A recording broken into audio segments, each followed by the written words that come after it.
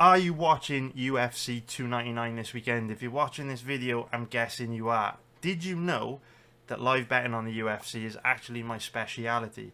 The reason why I go into so much depth researching all these fights is so that I can use that research to make a profit almost every month live betting UFC events. As you can see on my profitability chart here, we've done extremely well over the last 8 years since I started tracking results, and while from week to week I don't know how I'm going to do, over the long term we know we're absolutely gold. So if you're watching UFC 299 this weekend, if you watch most UFC events, you might want to give my UFC live betting service a try. I'll leave a link in the description below where you can sign up, and if you don't like it, no problem, send me an email via my website or DM me on Discord and we'll get you set up with a refund. But I think if you watch every UFC event, you'll get a lot of value out of it, and you'll probably enjoy the service. So check it out for UFC 299. Now in this video we've got 5 fantastic fights to dive into from the main card of UFC 299. We're going to be taking a deep dive into each of these fights from a betting perspective, and don't forget, if you want to watch my breakdown videos for all the prelim fights on this card, you can get them on my website. Again, link in the description below, MMABettingTips.com. We're going to kick things off by breaking down the main event between Sean O'Malley and Marlon Vera. So if we start off by taking a look at the odds on this one, let's hit refresh just to make sure we're getting the latest odds. We can see that Sean O'Malley is a pretty big favourite at average odds of around 1.36, which is going to be minus 278 for an implied probability of 74%. If we take a look at the odds on Marlon Vera, he's around an average of 3.20, which is going to be plus 220 for an implied probability of 31%. Sean O'Malley is 29 years old, 5'11" with a 72-inch reach. Marlon Vera, 31 years old, 5'8" with a 70.5-inch reach. So both guys roughly the same age, roughly the same size. There's nothing too major in terms of X factors on this one. Obviously O'Malley is quite long and tall, a little bit longer and taller than Marlon Vera, but nothing major to be honest. And obviously both these guys are primarily strikers, so you would expect this to be a stand-up fight. So if we consider how these two match up from a stylistic point of view, I wouldn't expect there to be any grappling in this matchup. Neither one of them ever really tried to take their opponents down. Even when Marlon Vera has got advantages over his opponents on the ground, he never shoots takedowns. He's one of these guys that likes to stand and bang. So unless one of these guys gets really badly hurt and tries to shoot a reactive double leg or something to bail themselves out of trouble when they're close to being finished or very badly hurt on the feet, or unless one of these guys comes in with a game plan and strategy that they don't usually use, I wouldn't expect to see any grappling at all. In actual fact though, this might sound crazy, if either one of these guys were to switch it up and grapple when they don't usually, I think it would be more likely to be Sean O'Malley, simply because I feel Sean is one of these guys that is a little bit more unpredictable. He's a little bit more tactical and strategic in his approach to fighting, and I wouldn't be surprised if Sean O'Malley looks to mix things up and throw some surprises at Vera this weekend, because Vera is one of these guys with pretty bad takedown defense who's pretty weak off his back. We saw Corey Sandhagen, who is also primarily a striker, use a relatively grappling heavy game plan to cause Marlon Vera some big problems. So with O'Malley being very tactical, very strategic, he may look to the Sandhagen fight and think, you know what, I could really catch Vera by surprise in this one with a little bit of grappling. And the thing about Vera is, like I say, his takedown defense is so bad, he's so weak off his back, that O'Malley probably could steal some rounds with takedowns here and there, simply because Vera is one of these guys that just lies on his back hunting for long shot arm bars, long shot triangles, doesn't really make much of an effort to get back up. So that's something to consider in this fight. Probably won't happen. Both these guys probably going to want to stand and bang, but it's just something to think about, to keep an open mind to. Now in terms of how these two match up when it comes to striking, O'Malley's got a big advantage here, which is why he's the favourite in this matchup and such a big favourite. The issue with Marlon Vera in a fight like this is that Vera has a kicks-based style of striking. So Vera has very nice leg kicks, very nice head kicks, very nice body kicks. His kicking game is very good, but his boxing game isn't. He doesn't really land many punches in fights. He's not that accurate with his hands. and he's not particularly dangerous with his hands either. Vera's dangerous with his kicks, his flying knees, his spinning attacks, his elbows, all that kind of stuff. But as a boxer, he's not particularly good. Whereas Sean O'Malley is the total package when it comes to striking. He's got good footwork, he's got good movement, he's very good defensively, he's got a good kicking game, also a good boxing game, and he fights very long. So when you look at this matchup and how both guys match up stylistically, you have two strikers, but O'Malley is coming into this fight with a far wider range of weapons that he can use, because he can outkick Vera, he can outbox him, he's got better defense, he can move better. He's just the better overall striker. But the thing about fighting is, GSP famously said the fighting was 90% mental. And that makes fights like this super interesting, because no one's going to question Sean O'Malley's will to win or his mental game. He's extremely tough, and you know, there's no reason to really doubt O'Malley in this fight. But Marlon Vera is one of these guys who I'm not going to call lucky, but Vera has picked up a lot of wins throughout his UFC career in fights that he really should have lost. I'm not going to say they were lucky wins, but improbable things happened to award him the win. And if this kind of happens once or twice, you can kind of say, you know, this guy got lucky. It was unlikely that that happened, right? But with a guy like Marlon Vera that is consistently worse than his opponent and has consistently bad stylistic matchups, but continues to find ways to win, I then think that, you know, the luck discussion kind of goes away, and instead Marlon Vera's mental game and his will to win needs to be factored into capping a fight, because this guy's mentality is very, very strong. Similar to Dricus du Plessis, no matter how badly he's outgunned from a technical point of view, he just finds ways to win and finds ways to get the job done. He can dig deep, and that's really all I've got to say on it. It's kind of like a difficult thing to quantify, but Marlon Vera is an absolute dog. The tricky thing about Marlon Vera, though, is that when you look at a guy like Dricus du Plessis, right, who's pretty low level from a technical point of view, but has this incredible mental strength and strong will to win. The difference between a guy like Dricus du Plessis and Marlon Vera is that Dricus du Plessis is one of these guys that is pretty much prepared to die in the octagon in his quest to win a fight.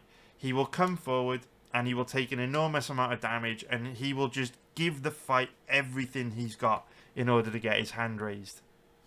The strange thing about Marlon Vera is that he doesn't really do that. There have been a lot of fights in his career where he's been behind in fights, he's been losing, and you'll want him to show a bit more urgency. You'll want him to, like, you know, throw with a bit more output, throw with a bit more volume, or be a little bit more aggressive.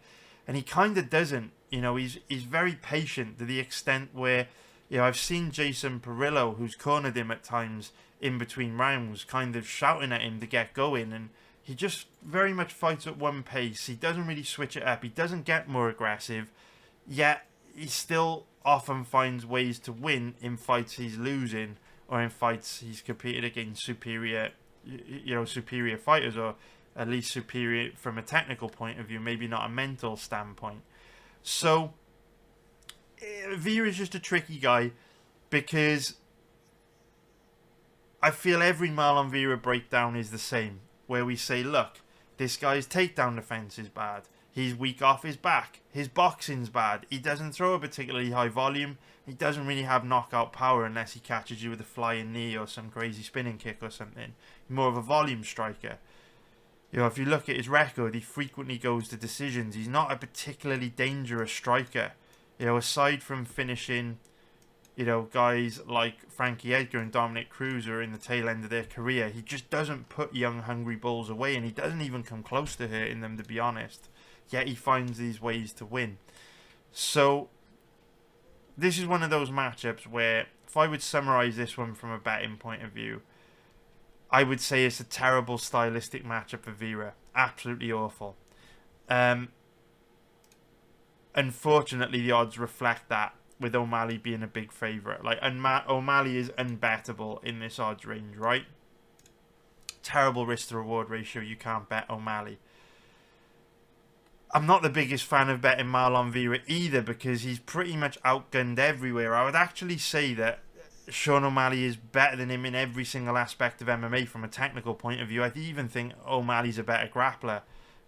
He may not have proved it yet in the octagon, because we haven't seen a whole lot of O'Malley's grappling. But the thing about Vera is, he's one of these guys that, because he has a base in Brazilian Jiu-Jitsu, he just fucks around on his back too much in losing positions, hunting for long shot submissions, and just allows guys to control him from top positions. So based on that, O'Malley probably is the better MMA grappler, because O'Malley has a better understanding of position over submission.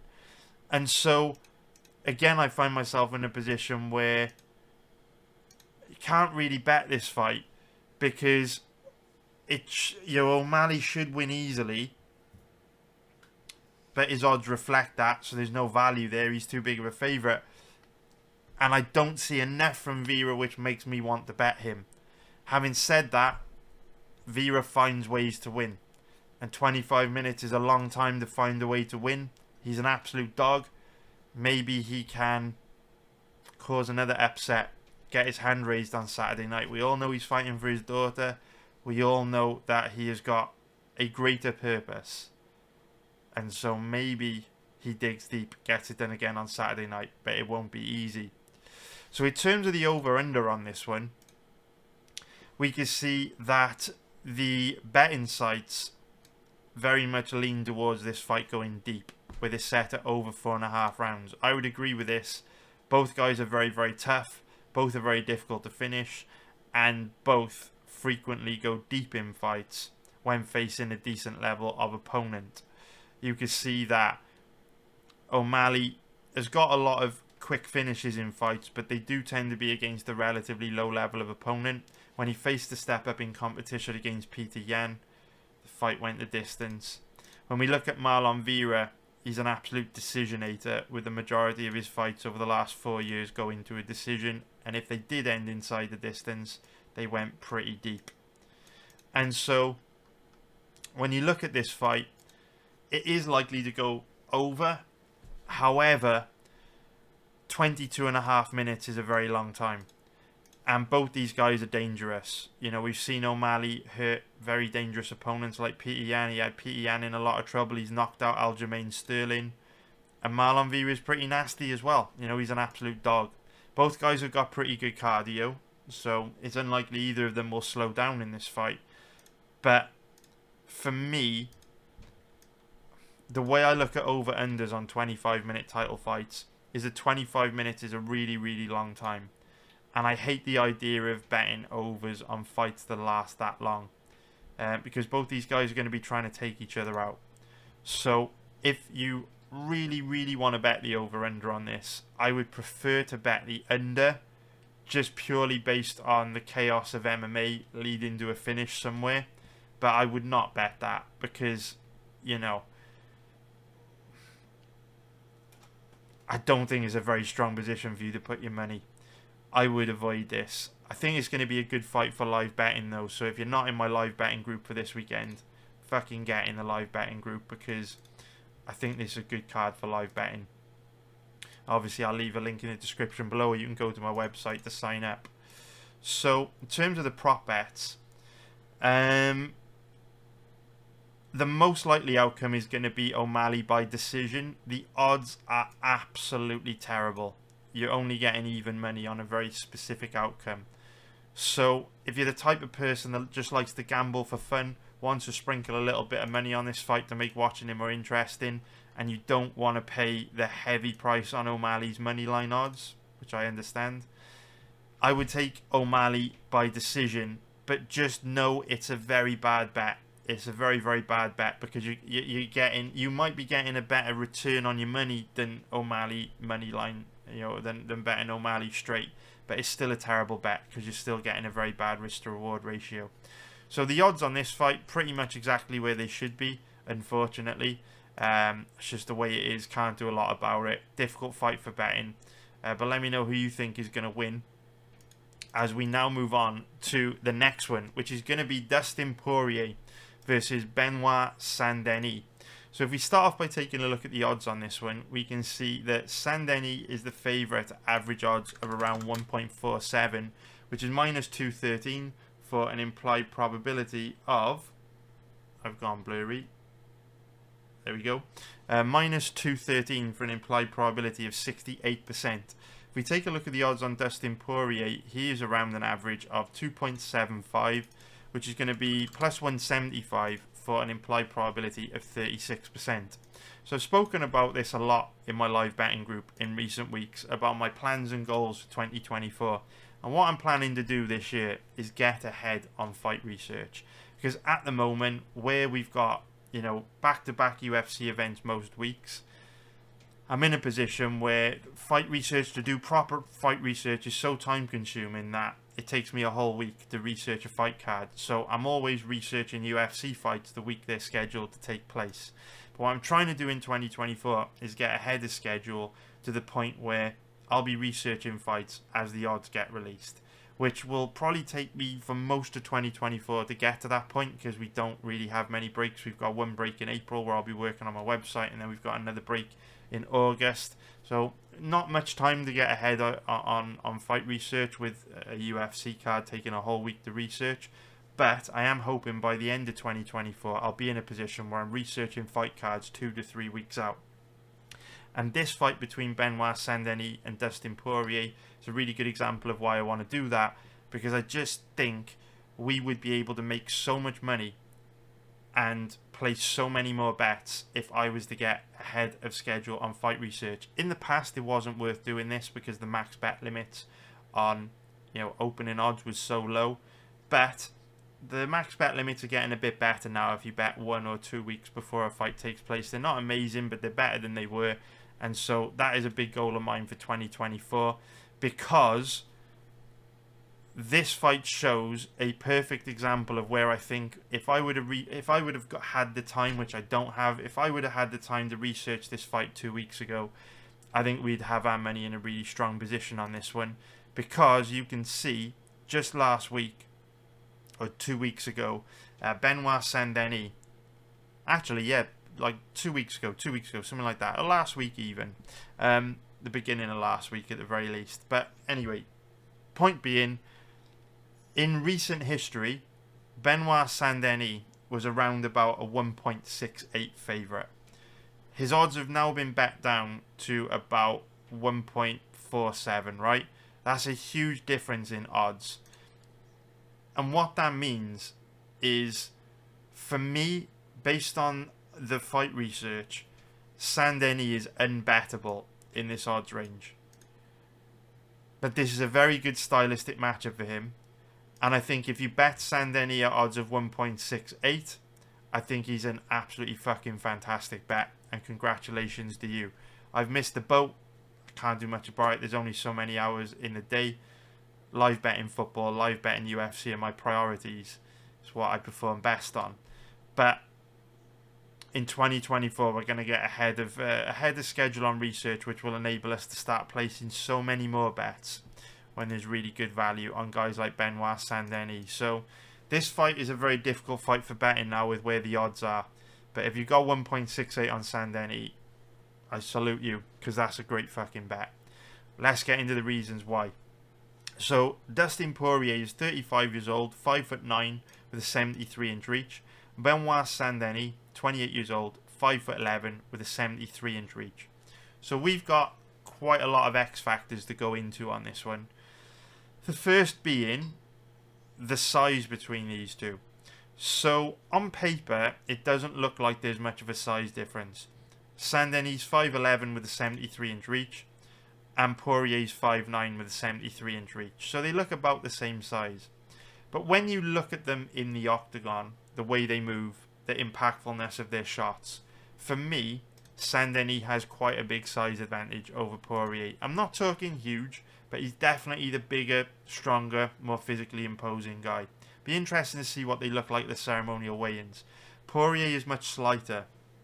Doesn't have that raw physicality, that raw power that Benoit Saint-Denis has.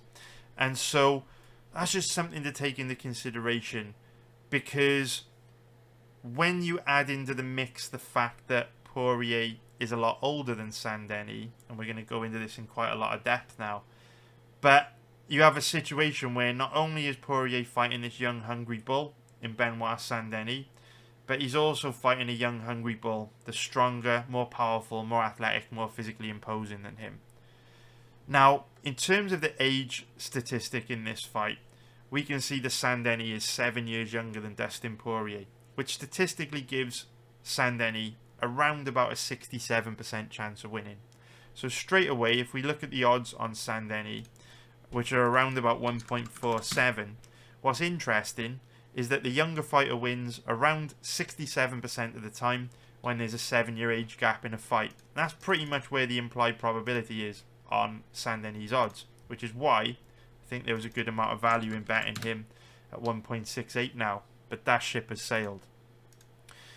But what's interesting about that age statistic is that age statistic is just an average. So that includes, that statistic includes fights where a 25-year-old has fought a 32-year-old, or, a 26-year-old has fought a 33-year-old, right? The stats on fights like that aren't really going to be that powerful, because at the stages in their careers that we've just, at those ages we just outlined, those fighters are not really going to be declining very much. But when you have a 35-year-old who's had close to 40 pro fights, who's suffered a lot of injuries throughout their career, who's been rocked, wobbled, knocked down, knocked out multiple times in their career, was brutally knocked out in their last fight, facing a young hungry bull in Benoit Saint-Denis who's never been finished, that age statistic is really, really, really significant. Because if you looked at the statistic based on how often the younger fighter wins when there's a 7-year age gap, with the same set of circumstances we've got with Poirier and Saint-Denis, I think the stat for the younger guy winning would be far higher than 67%. 67% is just the average. And before we even consider the amount of fights that Poirier's had, the miles on the clock, the injuries, the knockouts, the damage, you've got to throw into the mix all the other shit that Poirier has said in the lead up to this fight, in terms of him being relatively reluctant to fight Saint-Denis, in terms of him in his fight week interviews this week saying, he's saying things like, well, at the stage in the career I'm at, you never know when your next fight will be your last one, right? He's saying things like that. He's talking about wanting to fight Saint-Denis to see if he's still got it, to see if he can still compete with these young hungry bulls. Like, these are all red flags. These are not things you want to be hearing from a professional athlete.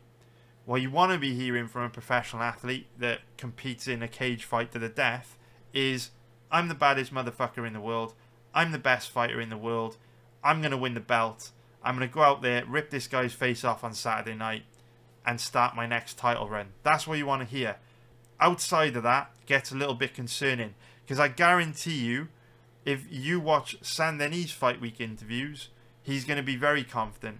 He's going to see Poirier as some old, declining veteran who he can easily go out there and take out, and then take one big step towards a title shot. He's going to be supremely confident, highly motivated, and with a single track, tunnel vision goal of getting a UFC belt. So both these guys are on very, very different trajectories in their careers. And just like we were talking about with Marlon Vera, where we were saying fighting is 90% mental, it applies to fights like this, where Poirier mentally has probably got one foot out the door, whereas Saint-Denis mentally believes he's the best fighter in the world and he's ready for a title shot. And that kind of mentality has a big influence on how fights play out. Because if Saint-Denis gets put in bad, or if either of these guys get put in bad positions on Saturday night, the mental space that both guys are in means that Saint-Denis is far more likely to push through it and fight through it and come out the other end and find a way to win. Whereas Poirier, the stage in his career that he's at, the place he's at mentally, far more likely to cave and throw the towel in. And so this is one of those fights where there are a lot of red flags with Dustin Poirier.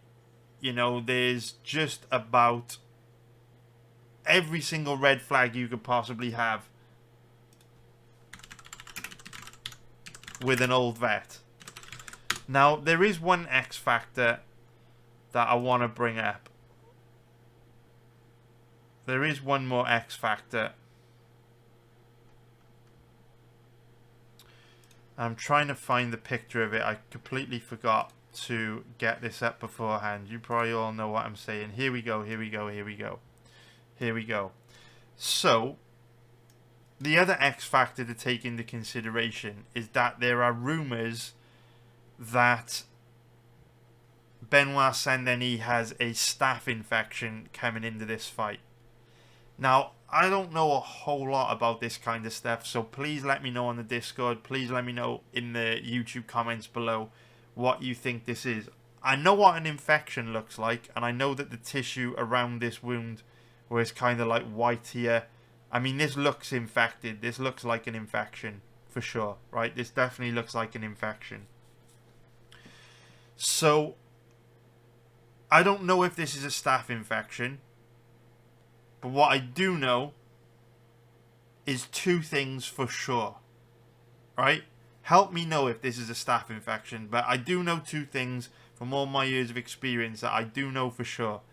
The first thing is that if this is a staph infection, and if Benoit Saint-Denis fights with the staph infection, that is extremely bad. Because whenever we see a guy fight with a staph infection, they usually gas extremely badly. And this is for two reasons. The first reason being, a staph infection is a significant infection, so their immune system has to fight the infection very hard, which basically means that their body's kind of depleted and they lack energy, and they get tired much faster in the fight because their body's been run down in recent days or weeks fighting the infection. So that's the first reason why it's very bad. You see fighters' cardio dip big time. The second reason is because staph infections are treated with antibiotics, and you can't not take antibiotics to treat them, or you run the risk of dying. So if this is a staph infection, I'm like 99% sure that Saint-Denis is already on antibiotics, because he'd be in a really bad way if he wasn't. And the problem with antibiotics is that they also have side effects where your body gets run down and depleted and you lack the energy when you're on them, because you're taking pretty strong antibiotics for a staph infection. And so both those things are very bad news for Saint-Denis, because obviously he does fight at a high pace. He is very aggressive. Dustin Poirier is also very tough, very aggressive, has a lot of experience. And this is Saint-Denis' first 5-round fight. So, ideally, Saint-Denis wants to be coming into this matchup full of energy, good enough gas tank to go hard for 5 rounds, so he can kind of drag the old beat-up veteran into deep water and drown him. Staph infection might make him more difficult to do that. But I will say this. I would be utterly amazed. I would be utterly amazed if this does turn out to be a staph infection. Because the made a mistake. The Florida State Athletic Commission is obviously an athletic commission in the United States, right? They've got a duty of care to these fighters. They have high standards in terms of like doctors, medical checks, that kind of thing. We've seen fighters compete with staph infections on their chest, on their legs, things like that, and over the years they've been missed. I think Kevin Lee famously fought with a staph infection on his chest, and he was able to kind of cover it up and still fight because he basically used makeup, like concealer makeup that they use to cover up tattoos and stuff, to hide the staph infection on his chest. And it was just a red lump. It hadn't actually broken the skin like what Benoit Saint-Denis is dealing with here. So we have seen many situations in the past where fighters have competed with staph infections, but generally speaking, that's because they've been able to hide it from the commission and hide it from the doctors in their medical assessments. This is an official UFC picture, so I don't see how you're going to hide this image. It is absolutely impossible. Plus, you can't hide this shit with concealer because it's deep and it's broken the skin. The thing about staph is highly contagious. So not only is it very dangerous to Saint-Denis' health if he competes with an infection as serious as this, but it's also dangerous for the fighters, the referee, the cutmen, the cornermen who are going to be interacting with Saint-Denis for this fight. And that's why the Florida State Athletic Commission have got a duty of care to the fighters this weekend. And if this is staph, I'd be amazed if this fight goes ahead. In my opinion, it's quite likely this fight gets cancelled. Let me know, guys. Is it staph? Is it not staph? Let me know in the comments below. Let me know on the Discord. I don't know enough about it to know. Looks pretty nasty, though. Definitely looks like an infection on your fucking forehead, which is unusual. And that definitely ain't a cut. So anyway, how do these two match up stylistically? Which is really the meat and potatoes of this breakdown. It's what really matters, right? So, where do we begin? Let's talk about how these two match up when it comes to grappling, because I think grappling is the easiest aspect of this fight to break down. If this fight goes to the ground, Benoit Saint-Denis has a huge advantage. Dustin Poirier is one of these guys that has bad takedown defense, he's weak off his back, and he hesitates for too long in bad positions on the ground. Saint-Denis is a good offensive wrestler. He has good grappling control, heavy top game, good ground and pound, decent submission game. And his size, his physicality will enable him to big brother Poirier on the ground. I don't think this is going to be a contest on the ground. I think Saint-Denis has huge advantages on the ground over Poirier. Saint-Denis is also a lot more difficult to hold down than Poirier. Whenever we've seen Saint-Denis on his back, he's been able to easily get to his knees and stand back up. And Poirier doesn't have the best grappling control. So, on the ground, Saint-Denis is levels and levels and levels above Poirier. Another reason why Poirier is in a lot of trouble if we see grappling in this fight is because Poirier is one of these guys that tends to slow down and gas out quite quickly if you make him grapple. His cardio when it comes to striking is pretty good, but his cardio when it comes to grappling, very, very bad. So if Saint-Denis comes into this fight with a grappling heavy game plan, Poirier is in a lot of trouble. The caveat to that is obviously if Saint-Denis is carrying a staph infection, then all bets are off, and who fucking knows what Saint-Denis' cardio is going to look like. Now, in terms of how these two match up when it comes to striking, it's a very, very interesting clash of styles. Saint-Denis is a big, heavy, flat-footed, powerful berserker. And Dustin Poirier is a fast, accurate, technical tactician. His footwork, his movement, his speed is way better. There's a real sloppiness and recklessness to pretty much everything that Saint-Denis does on the feet outside of his kicking game, which is top tier. So, in terms of how these two match up when it comes to striking, Saint-Denis has the ability to absolutely terrorize Dustin Poirier with his kicking game. Dustin Poirier is a fighter who has been very susceptible to leg kicks throughout his entire career. Jim Miller almost stopped him with leg kicks. Justin Gaethje caused him big problems with leg kicks. In actual fact, it was the leg kicks that set up the head kick that actually knocked Poirier out. We've even seen Conor McGregor cause Poirier a few problems with leg kicks. So leg kicks have been an issue for Dustin Poirier throughout his entire career. And Benoit Saint-Denis' leg kicks are utterly devastating. Not only are they devastating, but he throws a lot of them. So Saint-Denis has the capability of immobilizing or significantly affecting the mobility of Poirier very early in the fight which is a pretty big deal because Poirier relies a lot on his footwork, with him having a predominantly boxing-based style of fighting. So Saint-Denis' leg kicks are a big factor in this fight. And while Poirier, also has decent leg kicks, we saw him cause Conor McGregor big problems with these. Again, there's levels to the game, and Poirier has far more to worry about with Saint-Denis' leg kicks than Saint-Denis has to worry about with Poirier's. On top of that, Saint-Denis' body kicks are utterly devastating. Go watch the Bonfim fight to see what I'm talking about. We know Poirier slows down if you make him grapple. Saint-Denis can also accelerate the rate at which Poirier slows with devastating body kicks. And this is really something that Poirier doesn't have. Poirier does have leg kicks. They're not as good as Saint-Denis. They're not as hard. They're not as impactful. But Poirier doesn't really throw body kicks. Saint-Denis generates so much pop, impactfulness, power on his leg kicks. He could stop guys with body kicks. The guy's a goddamn nightmare. Now, in terms of boxing, this is an area where things get complicated, because from a technical point of view, Dustin Poirier is a far better boxer than Saint-Denis. Saint-Denis quite sloppy with his boxing. He's quite bad defensively, and he takes a lot of big shots on the feet. He hits a lot of big counters. He's very, very reckless. He also doesn't have the most power in his hands. He's very aggressive, but he's a little bit sloppy with his boxing. He's a far better kicker. Poirier is very sharp with his boxing. He's got great footwork, great movement, does a good job of getting in and out of his opponent's range. The problem with Poirier is that I do think his reflexes are starting to decline a little bit at this stage in his career.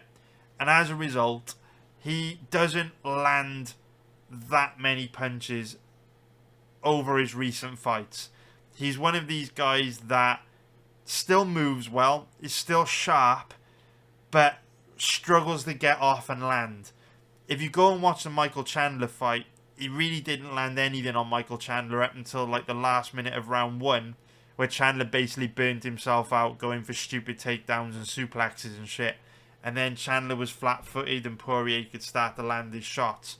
Prior to that, Poirier really struggled to land on a moving target, which is a big concern for me in this fight.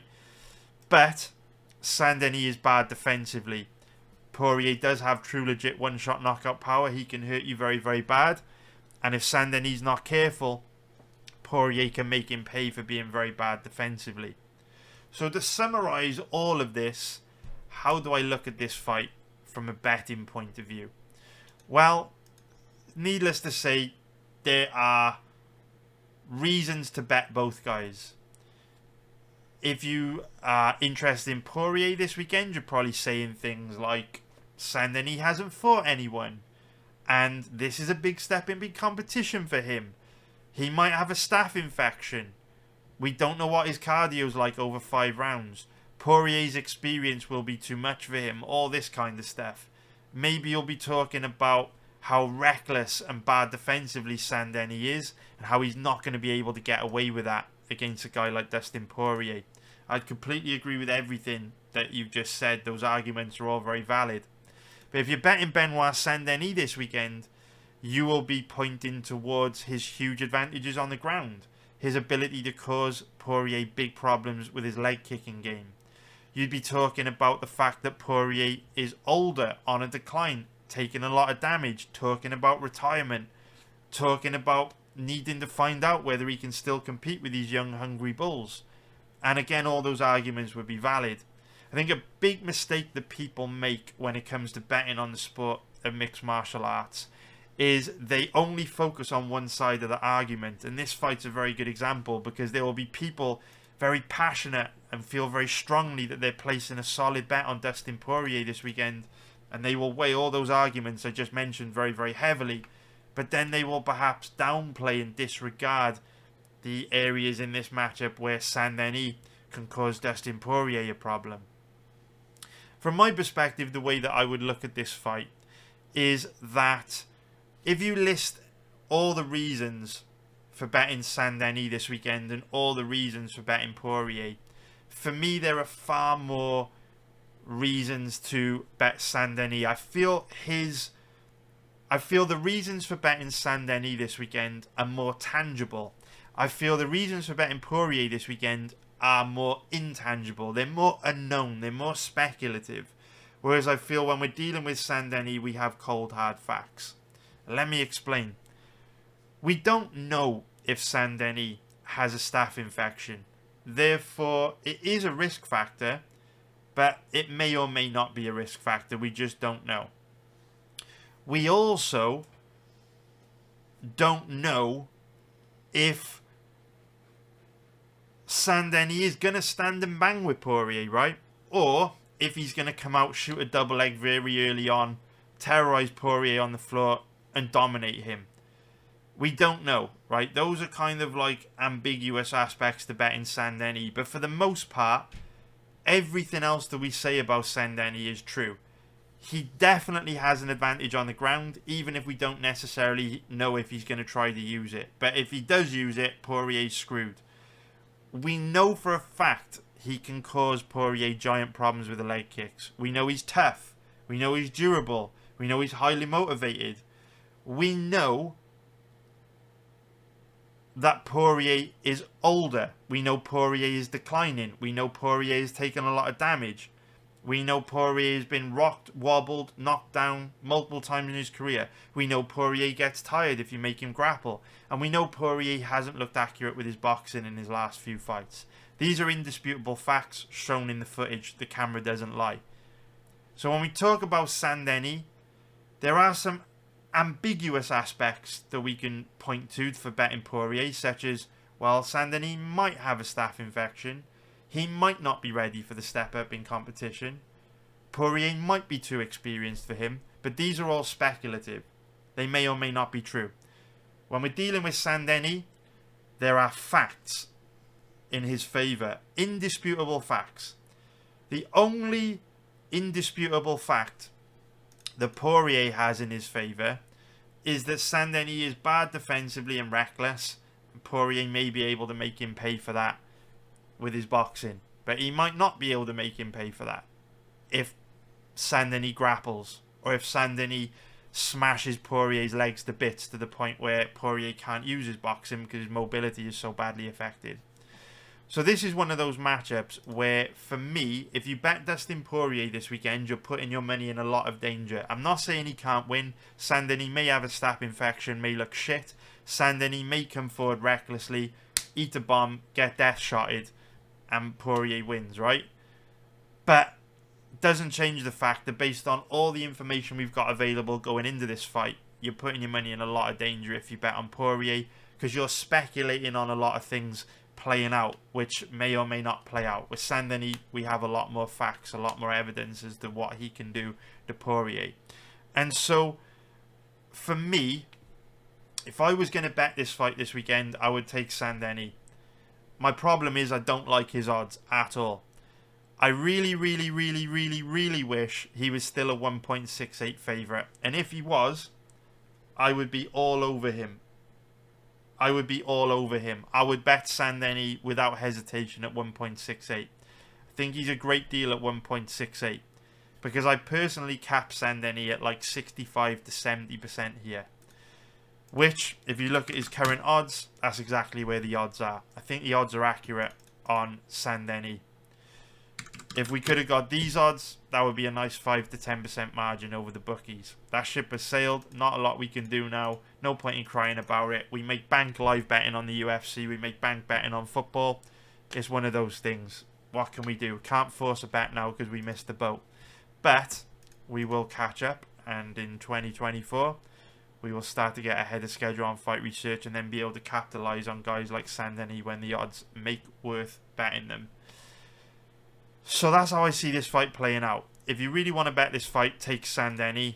But I don't think the odds give you a particularly good risk to reward ratio with how reckless he is, the fact he might have a staph infection. In terms of the over-under on this one, I am actually pretty tempted to bet the under 2.5 rounds. Under 2.5 rounds at the moment is 1.77. And I'm very tempted by that. Just because I think Saint-Denis is one of these guys that is so wild, so reckless, and so aggressive that 12.5 minutes is a really long time. If Saint-Denis fights like he usually does, I think he either gets brutally knocked out and made to pay for how reckless he is, or I think he breaks Poirier with his volume and pressure. So I do quite like under 2.5 rounds. I haven't decided if I'm going to be betting it yet. I'll obviously post in my Discord if I decide to pull the trigger. But I'm very, very tempted by under 2.5 rounds. I don't like the odds on under 3.5 rounds, but I'd be amazed if the fight lasted longer than this. It's a real shame the odds weren't a bit better on 3.5 rounds, because the under 2.5 is kind of like the swing for me, where I don't think it's going to last much longer than 2.5 rounds, but it might last a little bit longer under extreme circumstances where, you know, there's been a war, both guys have kind of hung in there, weathered the storm, and then one guy goes on to get finished a bit later on. I'd be really surprised if this fight went past 3.5 rounds. I think that is like one stage of the fight too long. So under 3.5 rounds, I mean, I don't know. I hate the odds. I don't like to bet things at big favourite odds in MMA, but I'd be so surprised if the fight lasted longer than this. I'll let you know in the Discord. I haven't made my mind up on it yet. So in terms of the props,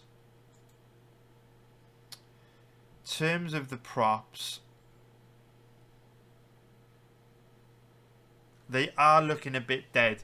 I think the most likely outcome is Saint-Denis inside the distance. Odds are absolutely terrible.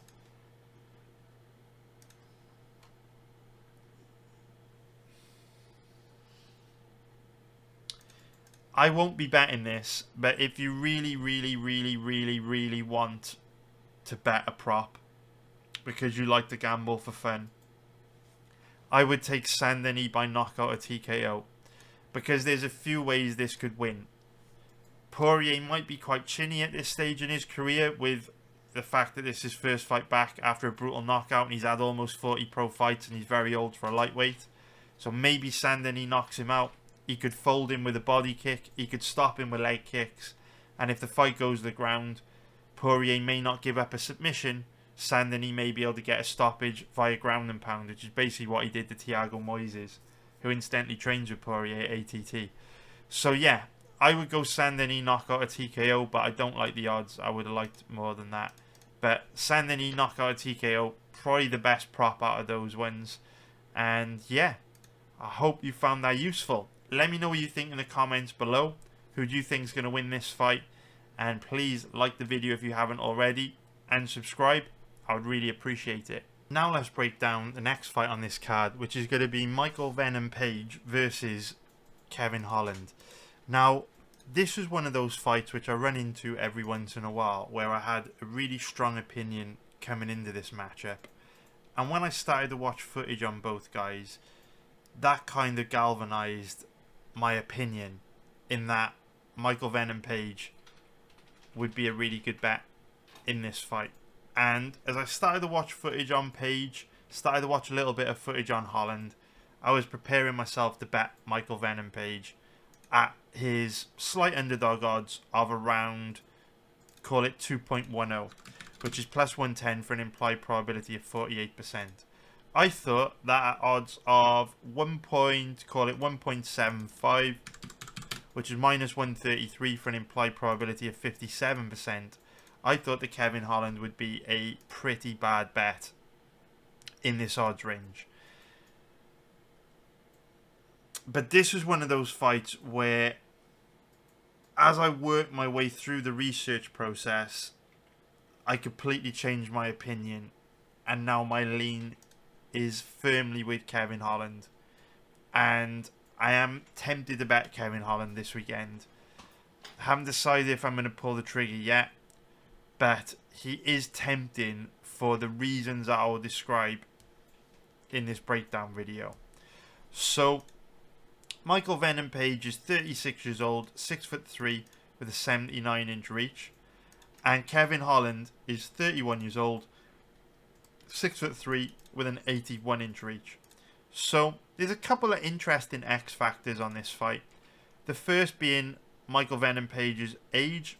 He's 36 years old, which is pretty old for the division. Should be at the stage in his career where he'll be starting to decline from fight to fight. And for a guy like Page that relies so much on his speed and reflexes, this is a pretty big deal. Having said that, Michael Venom Page hasn't taken very much damage in his career. For as long as he's been in MMA, he's been blessed with very soft matchmaking, particularly in Bellator, and as a result, hasn't taken anywhere near as much damage as your average 36-year-old MMA fighter. Therefore, he may be able to extend his career. You could compare him to someone like Daniel Cormier, who obviously came into MMA later in his career and was able to extend his career into his early 40s because hadn't taken as much damage as your average mid-30s MMA fighter. Even though Page has been active in MMA, no one's really got near him on the feet. No one's really damaged him that much. And so I wouldn't treat Page like your average 36-year-old. Another X factor is obviously this is Michael Venom Page's UFC debut. So we've got octagon jitters and all that kind of stuff to think about. Having said that, obviously Page has been a big star in Bellator. And so you'd think he would transition into fighting on a UFC pay-per-view main card a lot better than your average debutant that doesn't have the level of experience of being in the limelight that Page does. Another X factor to consider on this one is that neither guy will have a reach advantage, which is quite rare for them. 79-inch reach in the welterweight division and an 81-inch reach in the welterweight division, respectively, is a giant reach for a welterweight. And therefore, this will be one of the rare occasions in both of their careers where they're not going to have a reach advantage over their opponent, which is pretty significant because the fighting styles of both guys completely centers around fighting long and using their length, and that's going to be way harder for them to do this weekend. So, in terms of how these two match up from a stylistic point of view, they both have the same strengths and weaknesses. They're both obviously primarily strikers, and their weaknesses are on the ground. Both guys have bad takedown defense. Both are pretty weak off their back. Both are pretty low level on the ground in terms of top level MMA. But there is no doubt in my mind that Kevin Holland is significantly better than Michael Page on the ground. We've seen Kevin Holland hit a couple Hail Mary submissions on decent MMA grapplers like Michael Chiesa and Ronaldo Jacare Souza. Holland's takedown defense is also improving. It looked very bad in his fights against Marvin Vettori, Derek Brunson, but there's signs he's heading in the right direction with his takedown defense. And with Michael Venom Page, he's one of these guys that his takedown defense isn't terrible, but if you do get him down, he kind of just lies on his back doing absolutely nothing. And he also takes a long time to defend takedowns and work through bad positions in grappling. Now, neither of these guys are probably going to have to worry very much about their grappling in this fight because neither of them ever tried to take their opponents down. However, Holland is a crazy guy. This is a big fight for him. He's not known for fighting smart. He does have bad fight IQ.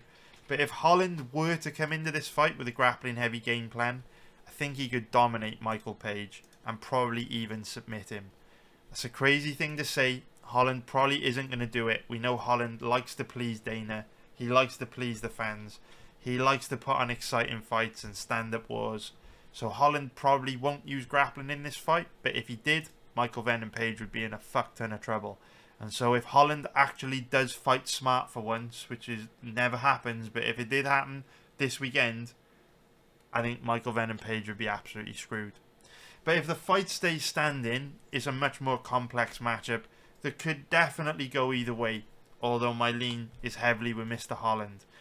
And while both these guys are primarily strikers, and they, have similar sort of wingspans, that's where the similarities between these two end as strikers, because they're polar opposites in their approach to the striking game. Michael Venom Page has the sniper style, where he likes to bounce around on the outside of a range where he can be hit. And every once in a while, he looks to spring forward with a straight punch to try and catch you with a big counter and knock you out. But his volume is painfully low, to the extent that, he probably attacks you less than 10 times in a round. It's actually pathetic. The guy just kind of bounces around, and every once in a while springs forward with a clean straight right hand and just tries to land a bomb. Now, if he lands it, you're in a lot of trouble. But if he doesn't land it, he has virtually no chance of winning that round because he does absolutely fucking nothing. Unless he's facing someone like a Logan Storley who shows him loads of respect and goes into a defensive shell and doesn't attack him, he has no chance of winning a round because he just doesn't do anything. It's pathetic to watch. It's actually painful. He literally just dances about, throws a straight right, dances about another 2 minutes, throws a straight right, dances around another 30 seconds, throws a straight right. Pathetic. So he's very, very, very, very easy to outpoint. Uncle Chael famously said that when you try and win a fight by knockout, you often end up losing a decision. That is the problem with Michael Venom Page. He just doesn't do fucking anything. So if he doesn't knock you out, it's very difficult for him to win a decision. He needs to score knockdowns in a round to put rounds in the bank because he ain't gonna outwork anybody unless he can put them in a defensive shell and they're too scared to attack him, which I don't think will happen with Kevin Holland because he is the complete opposite.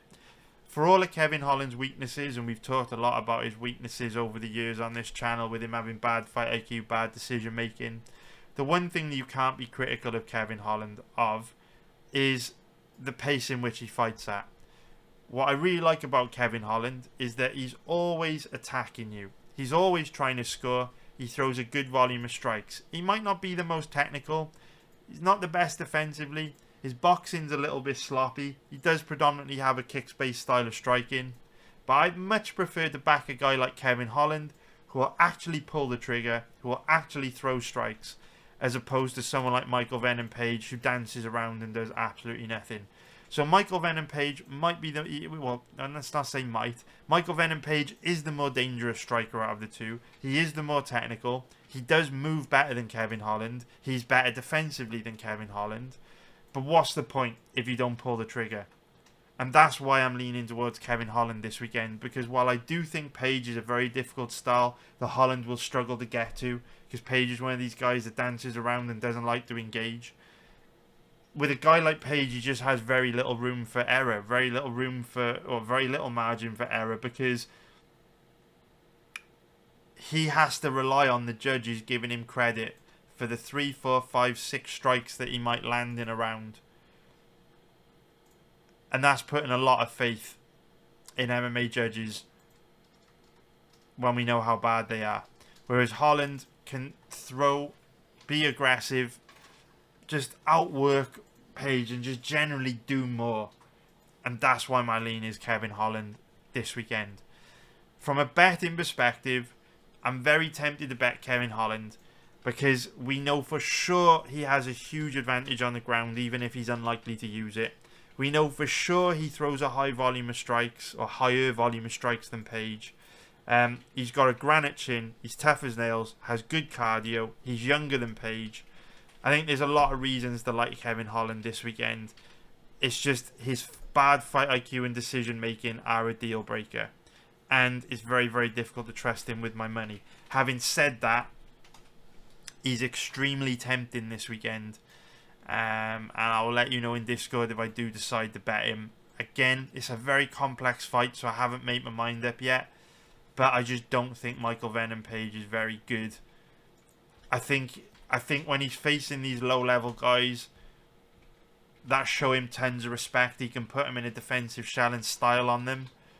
But then when he faces a step up in competition against guys like Kevin Holland, it's going to be far harder. And I hope Holland takes this opportunity this weekend and doesn't fuck around. Holland is guilty of fucking about, making bad decisions, showboating. If Holland comes in, fights to his full potential this weekend, I think he gives Page hell. And it would be such a big win for him if he gets a win under, over a big name like Page. It really accelerates his advancement into the title picture with a win over a guy like Page on a big card like this. Hope he doesn't fuck it up because he's got all the skills he needs to win this. In terms of the over-under, it's very likely this fight will go the distance. And the reason being neither guy is particularly dangerous, and they're both very tough, and they both have very good chins. So if we consider the dynamic between these two and how the fight could end inside the distance, it's unlikely that Page will knock Holland out, because Holland has a very, very good chin. He's very tough. He's very difficult to put away. Even if Page were to land some bombs, it still wouldn't be easy to get Holland out of there. And the thing about Page is, even though he's dangerous in the sense that he can cover distance very quickly and he's accurate with his right hand, he doesn't throw much. So it's not like Holland is facing a ruthlessly deadly knockout artist that's going to come out and put it on him for 3 rounds. He's not facing a Benoit Saint-Denis or a Sean O'Malley that is going to attack him a lot throughout the duration of the fight. Page really only commits hard to 3 or 4 punches around.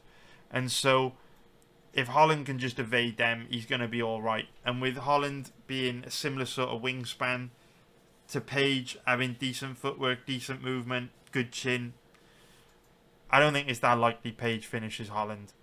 On the flip side, it's not that likely that Holland finishes Page, because Holland is more of a volume striker. He's one of these guys that tends to chip away at you with volume. And the thing about Page is, because he's very elusive, it's difficult to get to him. In order to knock someone out, you know, they've, to some extent, either got to engage with you so you can catch them with a big counter, or you've got to get close enough to them to actually land a bomb. It's very difficult to do that with Page, because he's one of these guys that just doesn't get close enough to you for you to land a big shot. He's all the way outside the range where he can be hit, or all the way on the inside with those straight right hands. And so I don't think it's that likely either of these guys gets a finish. I think it's quite likely the fight goes to a decision. And I am very tempted by the over on this matchup. I wish the odds were a bit better. But I will most likely bet the over. And the odds are continuing to improve. So, yeah, quite tempted by the over. I'll let you know in Discord if I pull the trigger on it. I haven't made my mind up yet. But the over... not necessarily the over, the fight, because there's quite, you know, for an extra 2.5 minutes in the fight, you get a pretty decent jump in the odds for the difference between over 2.5 rounds and fight goes to a decision. So I think fight goes to a decision is a pretty good bet on this matchup. I'd be surprised if there were a finish on this one. Yes, when you look at their records, both guys have got a lot of finishes, but styles make fights. And the way these two match up stylistically, I think makes it pretty likely this one goes deep. Could be wrong, but it's just how I feel about it. In terms of the prop bets on this one, I think the most likely outcome is Holland by decision. The odds are pretty terrible at 3.0 plus 200. And quite honestly, I wouldn't bother with that. If you really want to bet this fight, I would just take Holland money line. Because for me, the odds on a Holland decision aren't that much better than Holland money line. So I would just take Holland money line on the chance that perhaps Holland does use grappling and snatch a submission, or Holland does land the bomb and knock him out, or Page does get disqualified or something like that. You know what I mean? Or Page does have a bad night and isn't near UFC level, etc. You guys know what I'm saying. You guys know what I'm saying. So yeah, man, I would do that. I would do that. And that's pretty much it for this fight. I won't be betting Holland by decision, by the way. I prefer to take Holland money line, or I would prefer to take fight goes to a decision. I think those are stronger positions for my money. But if you want to bet props, you know, that's not a bad prop for you. So, I hope you found that breakdown useful. If you did, let me know in the comments below who you think's going to win this fight. And if you haven't hit the like button already, man, do you not like this video? What's going on, man? Please hit the like button for me. Subscribe if you haven't already. I would really appreciate it. Now let's break down the fight between Gilbert Burns and Jack Della Maddalena. So if we start off by taking a look at the odds on this one, we can see that Maddalena is the favourite at average odds of around 1.61, which is minus 164 for an implied probability of 62%. We take a look at the odds on Burns. He's around an average of, call it, 2.35, which is going to be plus 135 for an implied probability of 43%. So Burns is 37 years old, 5'10" with a 71-inch reach. Jack Della Maddalena, 27 years old, 5'11" with a 73-inch reach. So both guys roughly the same size, nothing major going on there, but there is a big difference in age. Burns is going to be 38 years old in just 4 months, which is very old for a welterweight. With Jack Della Maddalena being 27 years old, statistically this gives him a big advantage because younger fighters win around 70% of the time. Sorry for the accent, that's 70% of the time, which is a pretty strong trend in Jack Della Maddalena's favour. So if you are betting Burns this weekend, you're fighting against a very, very strong age statistic there. And there is certainly an argument when you have fights like this with such a strong statistic favouring the younger guy, if you can get odds on Maddalena at an implied probability of 62%, even just blind betting that statistic over the long term, you'd have a nice 8% margin over the bookie. So if you're a stats-based bettor, Maddalena, you'd be all over Maddalena this weekend, and I wouldn't blame anyone for blind betting that statistic. We know it's a very powerful one. But when we consider this fight from a stylistic point of view, there's a lot to think about. Obviously, Gilbert Burns is a very well-rounded fighter, but in the context of this matchup, we should approach it as a striker versus grappler matchup, with Burns having the advantage when it comes to grappling and Maddalena having the advantage when it comes to striking. Now, before researching this fight, I didn't really have that strong of a read on who would have the edge on the feet. We've seen Gilbert Burns, look decent in stand-up fights. He obviously went to war with Chimaev. Gilbert Burns is a decent striker. There's nothing wrong with Burns' striker.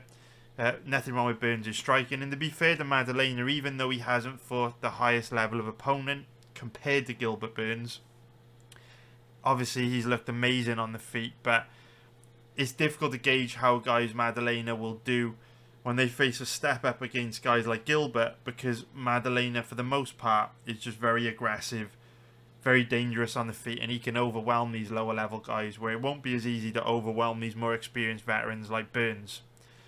When I researched this matchup, what I actually ended up finding was that Maddalena's striking is a lot better than I thought it was, and Gilbert Burns' striking is a lot worse than I thought it was. And that's probably because of the stage in Burns' career that he's at, right?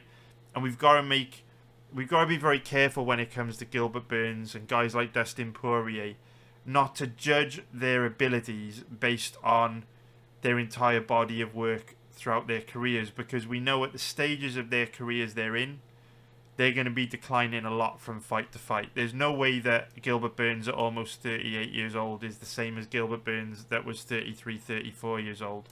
And we know every time we see Burns, he's going to be getting worse. Father time's undefeated. It's just a fact of life. That is the way it is. And so we need to put a lot of weight on Gilbert Burns' most recent fights, because they give us the best indication of how he's going to look this weekend in 2024. And so when you look at how these two match up from a striking point of view, Maddalena has a significant advantage over Burns, in my opinion. Maddalena was a fighter who was very deceptive to me, because when you look at his face, no disrespect to Maddalena, but obviously his nose is very badly deformed. And when you see a guy with a face like this, it's a bit of an indication that they're a war horse, right? They love to go to war, they love to brawl, they like to put themselves in a lot of danger. And then when we look at Maddalena's fights in the UFC, he's so aggressive.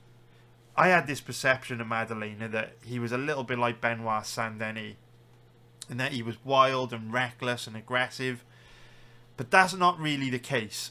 When you look at Maddalena's fights, I would say Maddalena uses controlled aggression.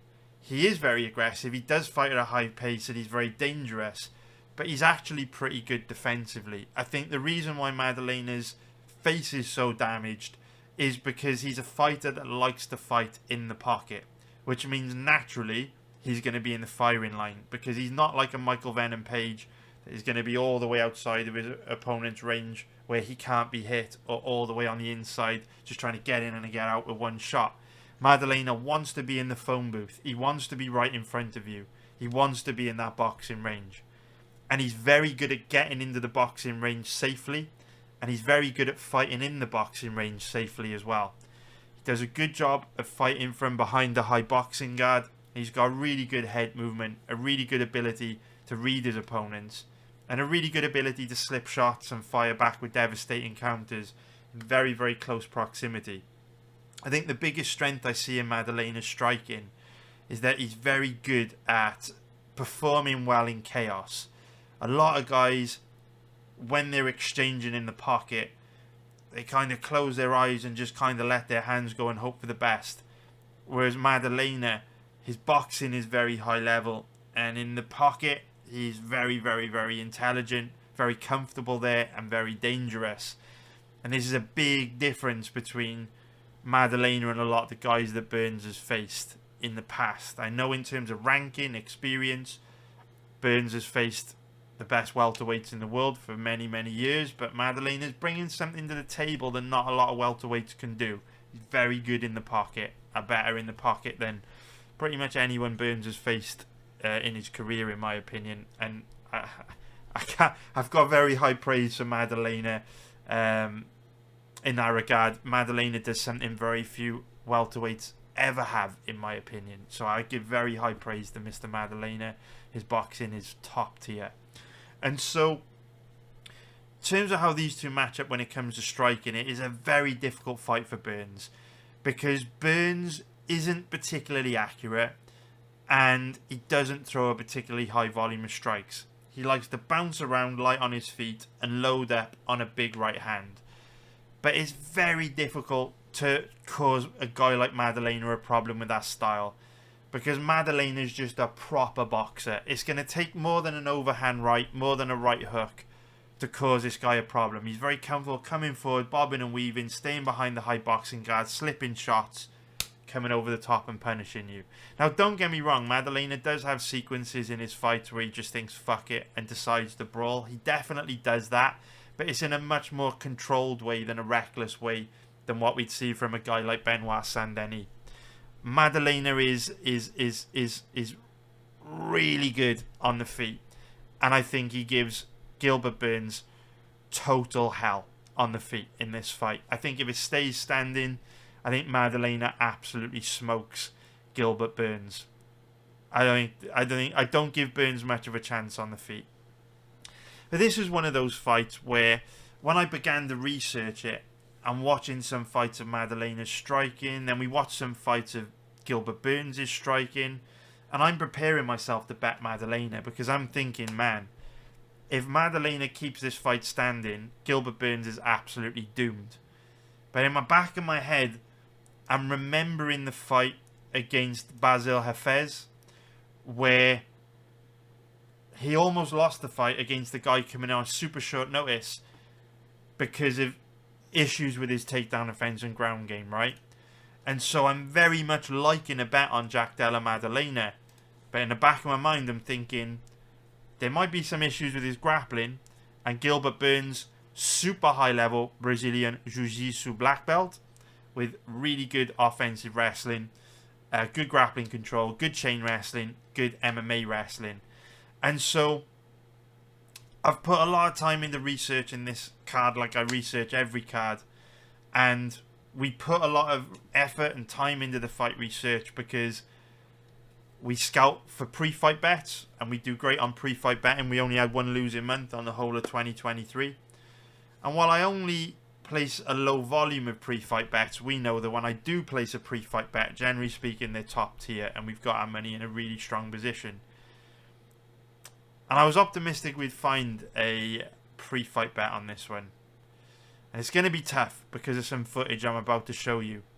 But the silver lining is, whenever we have a fight like this, where due to certain risk factors, there just isn't any value in taking a pre-fight bet, the good news is that we can use this research that we've gathered to make money live betting.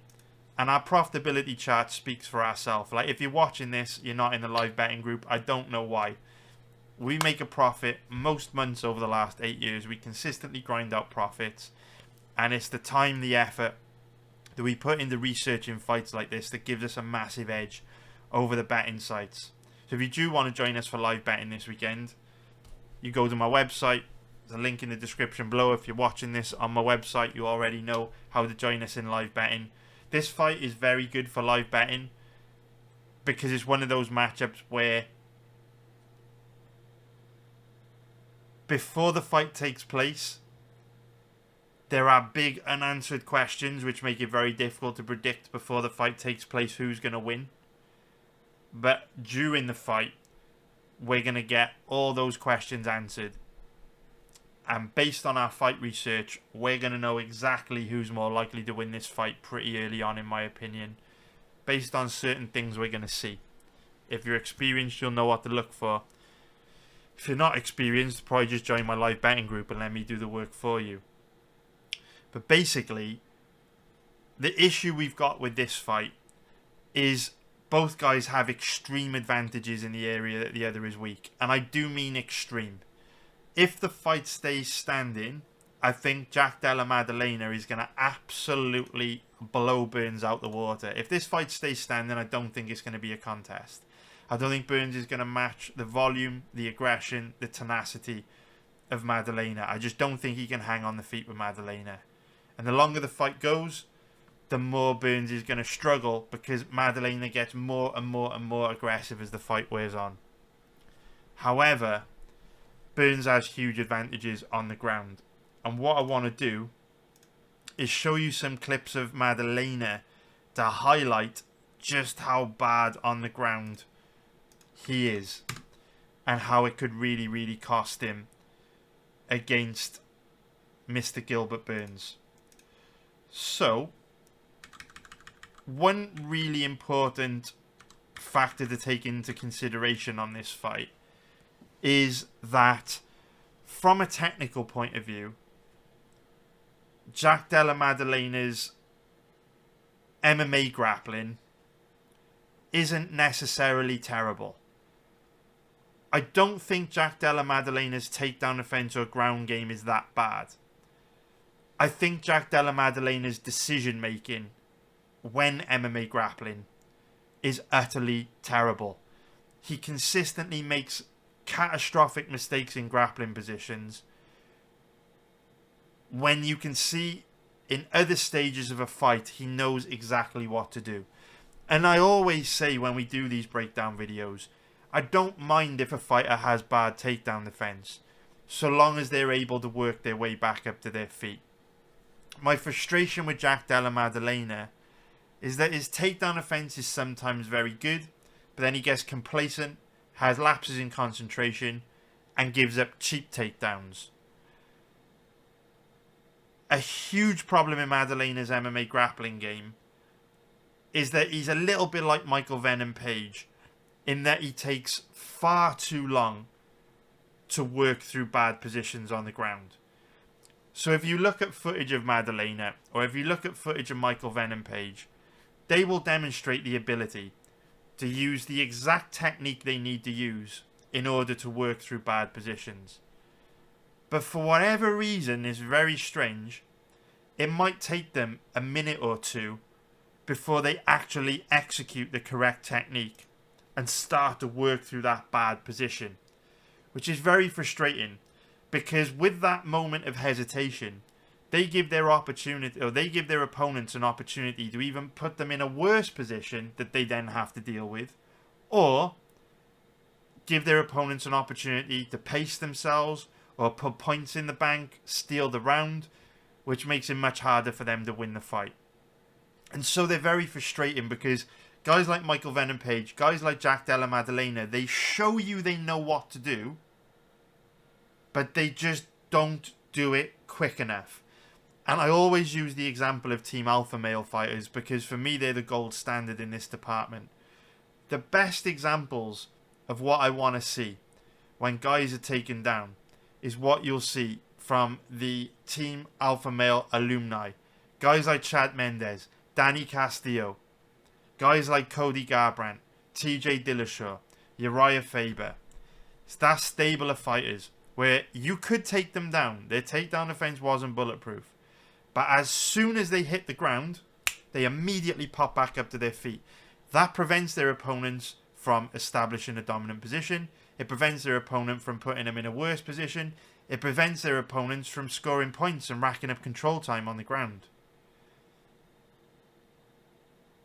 What you see from guys like Maddalena and MVP, and I'll show you footage in a moment, is when they get taken down, they accept a bad position for a minute or two, and then they work back to their feet. It's just too late, and it's very frustrating to watch. So we're going to show you some footage of Maddalena and how bad his takedown defense is, and then we're going to show you some footage on Burns and why he can exploit that. So straight away in this first round, Hafez shoots a really nice double leg, puts Maddalena on his back. Very nice. And now this is a position where Maddalena shows that he knows what to do.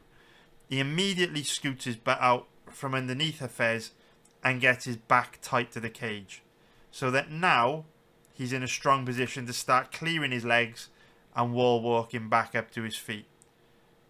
So you can see here, instead of doing that, he starts attacking with a guillotine. But he gets away with it because he's still relatively close to the cage. And so even though he attacked with a guillotine when he should have focused on wall walking, he's still in a position to get back to where he was and start a wall walk, which he does shortly. We just skip through. He very slowly wall walks back up to his feet and then gets taken back down. And then makes the same mistake again and attacks with a guillotine. When all he needs to be focusing on in this position is keeping his back tight to the cage to the point where that fucking cage is imprinting on his back so that he can then start to clear his legs out from under Hafez and stand back up. I don't know why he keeps grabbing hold of the head. I don't know why he does this, but he gets away with it, and again is in a position where he lets go of the head, gets his back close to the cage so he can start the wall walk, and again wall walks back up to his feet. So this is only a minute, but we've also already seen Maddalena make two mistakes in this position where he almost allowed Hafez to flatten him out twice because he went to the guillotine instead of wall walking. As soon as Maddalena committed to wall walking, he got back up quickly. But I want to see Maddalena do this as soon as he's been taken down, not after a minute. So then in this position, and I don't want this breakdown video to be super long, but he hits a judo throw to try and pop back up to his feet. Doesn't work out, and they're just battling for position up against the cage, right? Eventually, Hafez realizes he's not going to be able to hold Maddalena down from this position. They get back to the middle of the octagon. So then, here you can see Hafez. And remember, Hafez is taking this fight on like 3 or 4 days' notice. Shoots a single leg. And again, same mistake as what we saw in the first minute. Instead of Maddalena trying to clear his legs on this takedown attempt and get underhooks in play, here he should be trying to clear his legs and dig underhooks and get his back over to the cage. Obviously, this is a nice single leg entry. It's not going to be easy to stuff this.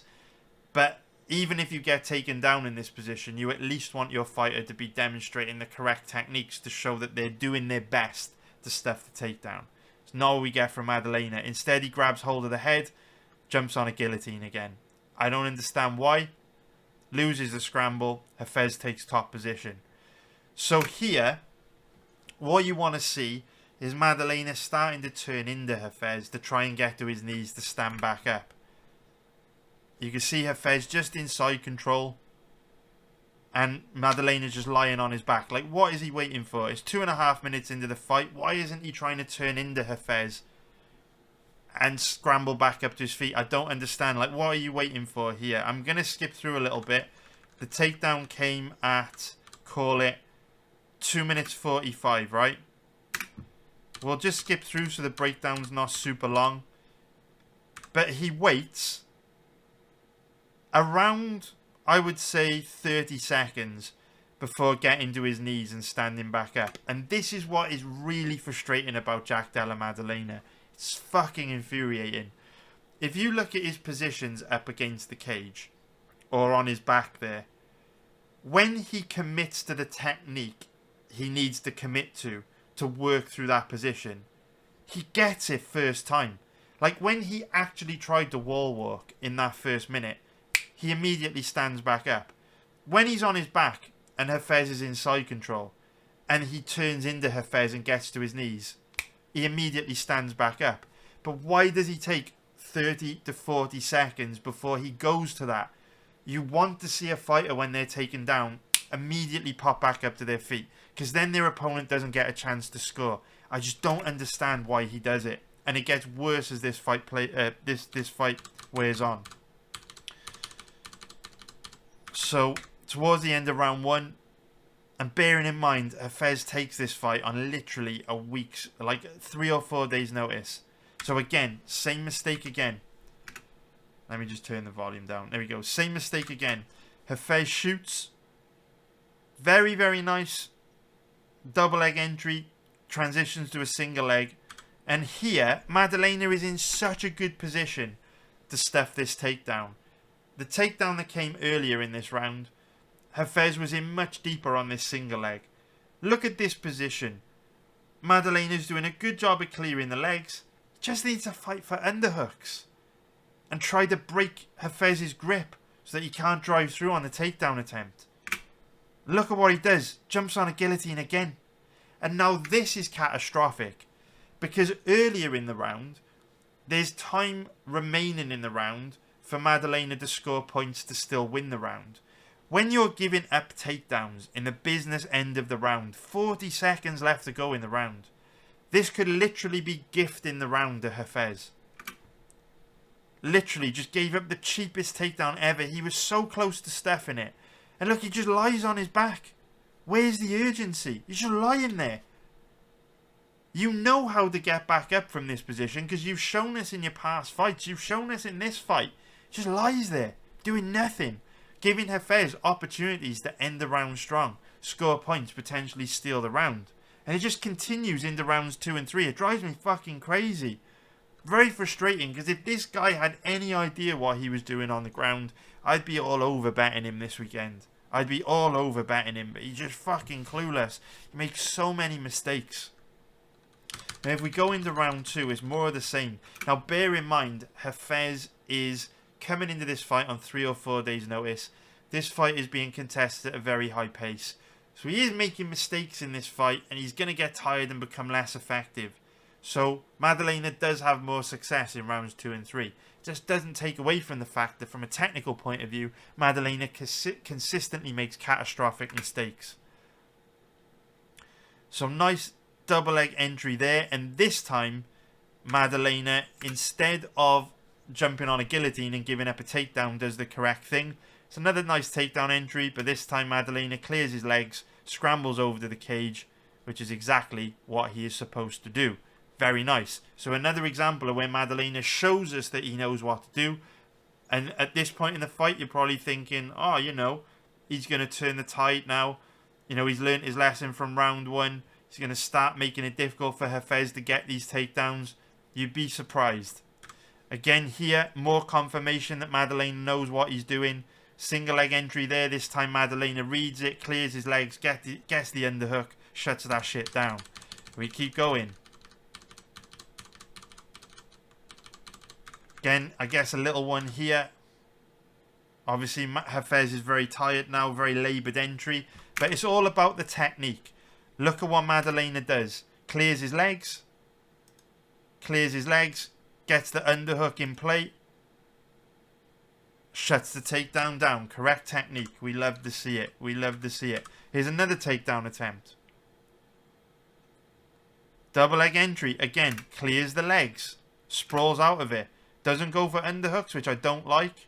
In fact, starts fishing for a choke. But he did clear his legs, and then he pulls Hafez on top of him. So, tell me what he's doing here, or what he's thinking about, right? He's winning the round. He may have lost round 1. There's 2 minutes left to go in round 2. You're facing a tired, hurt opponent that's coming on 3-4 days notice, who is now too tired to get anywhere near a takedown. What is Maddalena thinking here? What the fuck is he thinking here? I just don't understand. Hafez is gassed out of his mind, right? He shoots a double leg, desperation, tired double leg. Any second now. There we go. 2 minutes left to go in the round. Slow-mo. This is the business end of the round. The scoring criteria states that immediate impact outweighs cumulative effect. Now, we all know that doesn't fucking mean anything when you got dickheads like this judging fights. Because Sal D'Amato is a clueless, corrupt idiot who just does not show the fighters, the sport, the fans the respect it deserves. This guy's a disgracefully bad judge. He should never be allowed to score another fight again. This guy has cost me hundreds of thousands of dollars in my betting career. The guy's a fucking disgrace. But we move on. We know it's very dangerous giving up late takedowns in rounds because judges score things heavier that happen later in the round than earlier in the round. So at this stage in the round, where Maddalena has stuffed every takedown, has inflicted a lot of damage on Hafez, has really swung momentum in his favour, he needs to be thinking, I need to treat the ground like lava. I cannot give up a takedown here. I cannot give Hafez an opportunity to steal this round from me. Play. Double leg entry. And Maddalena does a great job of sprawling out of the takedown attempt and clearing his legs. Hafez has nothing here. Doesn't have a tight grip on the legs. He's belly down. Maddalena is totally stuffed this takedown. He's in no danger. Look at this. Hafez has nothing. Yes, he's got a loose grip on the right leg of Maddalena, but he's belly down. And look at the space in here. If Maddalena just digs underhooks or pushes down on the head, Hafez can't generate the leverage to turn the corner on this takedown attempt. Hafez has nothing in this position. He should not get this takedown. But he doesn't need to get the takedown because Maddalena gives it to him. What happens? Maddalena hesitates, which enables Hafez to get to his knees and enables him to get a tighter grip on the right leg. I don't understand why Maddalena is holding onto the body like this, because look at the space in here. If you dig underhooks under here, Hafez just isn't going to be able to generate enough leverage to turn the corner and upset your balance off this loose grip on a single leg. But we know why Maddalena has got control of the body like this is because he's trying to set up a guillotine or a choke. And look at this, man. Look at it. It drives me crazy, right? It drives me crazy. 2 minutes left to go in the round. Business end of the round. You just need to not get taken down, Jack. And you win this round beyond all reasonable doubt. Hafez has nothing here. He doesn't even have a hold of the right leg anymore. He's just kind of got an arm around the calf. All you need to do here, push down on the head, clear your legs, get back to boxing range, where Hafez is going to be so tired after committing so hard to this takedown that he's going to have nothing for you on the feet. And what do? You literally gift wrap a takedown for, or gift wrap top position for him. For some reason, you pull guard on a guillotine.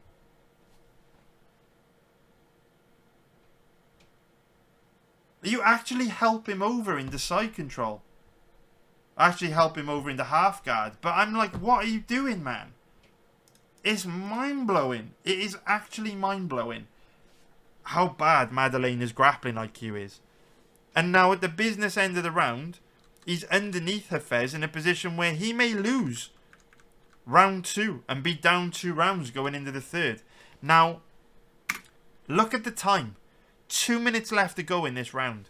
Earlier in the fight, Maddalena has shown that he knows how to work through these positions. And we'll skip through. He's been on the ground for a minute now. Made no attempt to get back up to his feet. A whole minute.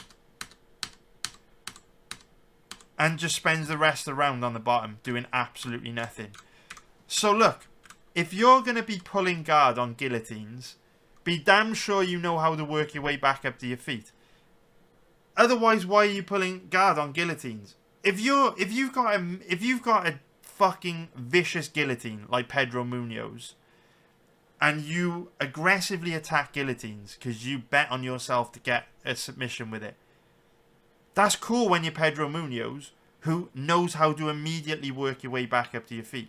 But when you're Jack Della Maddalena that wants to lie on your back for a minute or two and do absolutely nothing, definitely don't be pulling fucking guard on guillotine attempts. Because all you're doing is gifting a winning position to your opponent. Now, by this point in the fight, Hafez might be up 2 rounds. Maddalena won this by split decision. He did inflict a lot of damage in round 1 and 2, whatever. How you score this fight is subjective. I don't really care. But the point being, Hafez came into this fight on 3-4 days notice. Wasn't able to make Maddalena pay for these mistakes. Someone like Gilbert Burns, whole different ball game. So we skip through, and we can see here. Why are you even paying attention, Baldy Head? Look at him trying to look all perceptive. Mate, we know that you don't even watch the fights. You're too busy checking out the Octagon girls. It's fucking Sal D'Amato, man. What a prick. But anyway, single leg entry. Maddalena does the correct thing. Gets his back over to the cage, clears his legs, and now he can use the cage as a base to defend the takedown. In this position, he's also doing the correct thing, because now, as Hafez tries to connect his hands together on the double leg, you can see the gloves of Maddalena here. He's fighting underhooks to try and take that leverage away from Hafez. So this is the correct thing to do. Very good from Maddalena. Once again, showing us he knows what to do. He just frequently does the wrong thing. Why? I have no fucking clue. But here he's showing that he's got an underhook on the right side. He's going wrist control on his left side to try and make it difficult for Hafez to connect his hands together on a double leg. And what happens? Lo and behold, underhooks actually fucking work. And Hafez is forced to give up the takedown attempt because Maddalena used the correct technique to neutralize the threat of that takedown. Beautiful stuff, man. Why not do it all the time, though, right? Why not do it all the time? If Maddalena did that all the time in this fight, he wouldn't have found himself on the bottom one time. So anyway, we skip through. And this is brilliant. I just want to play this sequence because, again, it shows bad grappling IQ. So obviously, in this round, Hafez is hurt. He's absolutely gassed out of his mind. Doesn't have the energy to get a takedown. But good old Jack is going to gift him top position anyway. So look at this position. So Hafez shoots a desperation double leg. Maddalena's like, oh, I'm amazing on the ground. I'll just try and take this guy's back and choke him out, right? So he's got one hook in on the right side. Goes for the second hook. He's got 2 hooks in. This is all great, brilliant, awesome. And Hafez is absolutely exhausted, so he goes belly down here. So you think, right, this is a terrible position for Hafez to be in. Gassed out of his mind. Maddalena's just got a posture up, hammering with the ground and pound. It's over, right? What could possibly go wrong? Well, Maddalena being totally clueless on the ground is what could go wrong. Because, watch this. Hafez gets back to his knees. And Maddalena gets too high up on his torso.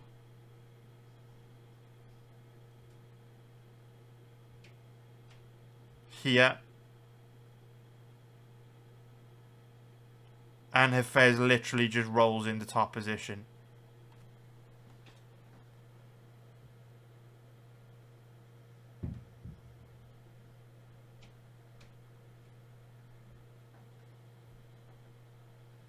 And that's what makes this fight very, very, very difficult for betting. Because Gilbert Burns is a super high level Brazilian Jiu-Jitsu black belt with good MMA wrestling. Like, what is he even doing here, man? I don't even know.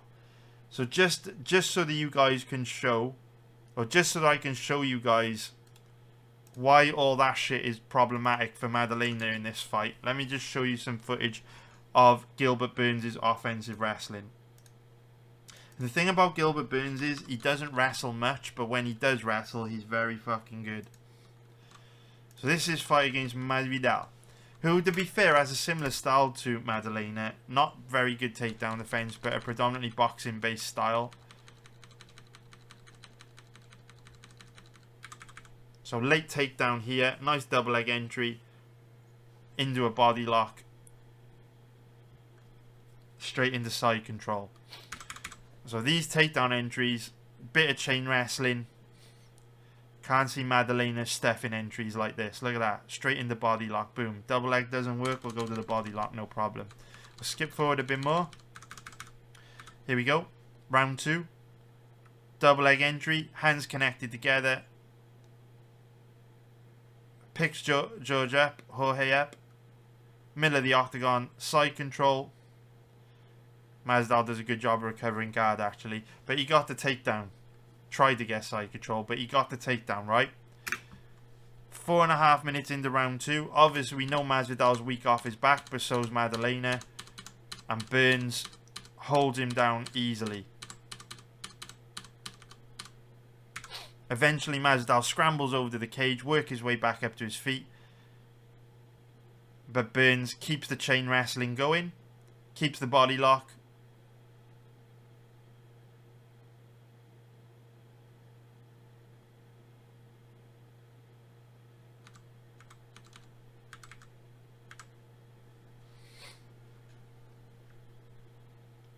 And just drags Masvidal back to the ground.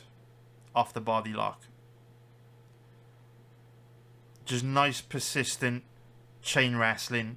Full John Fitch stuff. Where you're just sticking your opponent like glue. And just smothering them in pressure.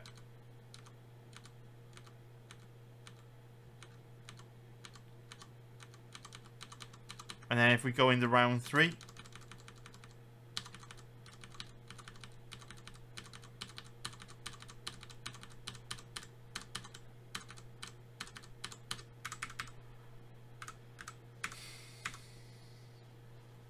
Very, very deep double leg takedown, but Masvidal does a great job of clearing his legs, getting over to the cage.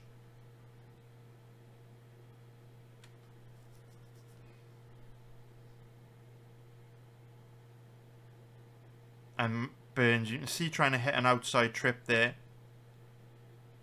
And eventually does basically tie up the legs and get a trip. Very nice. And then just chips away at Masvidal from top position. So this fight is really difficult for me. Very, very difficult. For a couple of reasons. Let's just summarize everything that we've just seen. So, based on past performances, I hope everyone can agree Maddalena has huge advantages over Gilbert Burns on the feet, but Gilbert Burns has huge advantages over Maddalena on the ground. Where this fight gets really tricky for me is Burns absolutely has the offensive wrestling and the ground game to take Maddalena down and give him hell.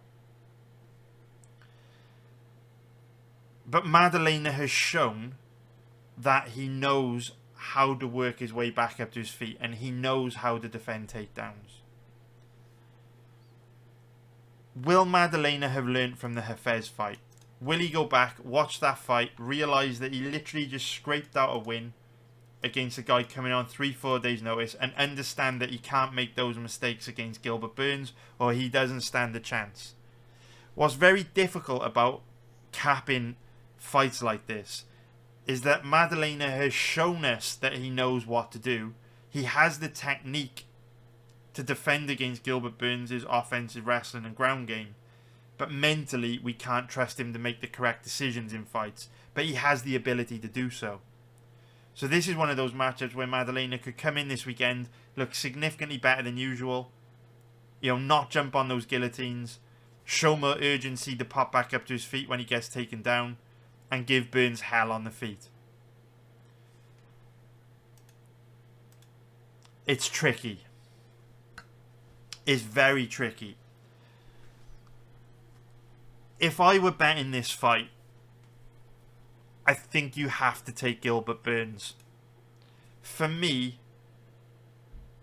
what the footage shows us is a giant weakness in Maddalena's skill set that Burns is very well positioned to exploit. And I feel that Burns' advantages on the ground are far bigger than Maddalena's advantages on the feet. With Burns' grappling, he also has the ability to dictate where the fight takes place and take the fight outside of the striking where Maddalena could cause him problems, right? Because what's the point in Maddalena having an advantage when it comes to striking if he's not going to be able to use it because he spends most of the fight defending takedowns or on his back? So with Burns being the underdog, I feel if you really want to bet this fight this weekend, Burns is the strongest side to be on. The problem is, it would be very foolish to ignore the age statistic on a fight such as this. I always say that it's extremely difficult to make money betting on sports. And you can make this game as easy for yourself to play or as hard for yourself to play as you want. We know that we have enormous edges over the betting sites when it comes to live betting on the UFC. We have enormous edges over the betting sites when it comes to betting on football. We made a profit literally every month this season, apart from November. Our edges are gigantic. We also have a big edge over the betting sites when it comes to pre-fight bets. But we have very, very specific strategies where those edges realize a good long-term profit. And those edges are probably not on fights like this. In fact, we know from the data analysis we've done, our edge is not betting on fights like this. Because, like I always say, you can make this game as easy to play as you want or as hard to play as you want. And the reason why we are able to produce profitability charts like this, is because we know where our edges are and we focus on betting in spots where those edges are. We know for a fact, based on past performance, analysis we've done of past bets, bets like this are very dangerous. Because if you bet on Jack Della Maddalena this weekend, you're betting on a fighter who has a huge weakness in an area that his opponent is very well positioned to exploit. If you bet on Gilbert Burns this weekend, you are laughing in the face of a powerful trend and powerful statistic which we have seen play out time and time again over the years. We know that the younger fighter wins 70% of the time when there is a 10-year age gap in a fight. It's a lot easier to push a boulder down a mountain than it is to push a boulder up a mountain. Sports betting is hard enough as it is. Hardly anyone makes a profit betting on sports. 95% of all betting accounts that get opened with Bet365, the largest online betting company in the world, never make a withdrawal. The odds are overwhelmingly stacked against you making money betting on sports. So if you are serious about betting sports, you better damn near make sure you're overwhelmingly stacking the odds in your favour when you bet. And when we have such a powerful statistic like that, I don't think hand on heart we can say with a guy like Gilbert Burns we're stacking the odds in our favour. But when you look at how bad Maddalena is on the ground, I don't think we can say we're stacking the odds in our favour with betting him either. So this is a really, really difficult fight. And I think it's an absolute minefield. For me, the smarter approach to a matchup such as this would be waiting for situations where you're able to bet a younger guy that is a lot younger than his opponent. Clear and obvious path to victory like Gilbert Burns does. But also has decent odds. Someone like Benoit Saint-Denis, unfortunately, his odds are very steep. But the thing about betting on sports is, you've got two options. You could choose to bet, you could choose not to bet. One of the most powerful tools we've got betting on sports is to not place bets in situations where there are no strong positions and exercise our ability to be patient and wait for those strong positions to come along, because they always do. Patience always gets rewarded. If you look at our football betting tips or football betting performance, we made 4 units of profit last month. There were times throughout February where we made those 4 units where I would have to watch 20 to 30 hours of football. I would have to watch football for 3 or 4 days straight without finding a single bet. But we know patience is rewarded. We stay patient, we stay patient, we stay patient. Strong position comes, we fire aggressively. That's how we're profitable.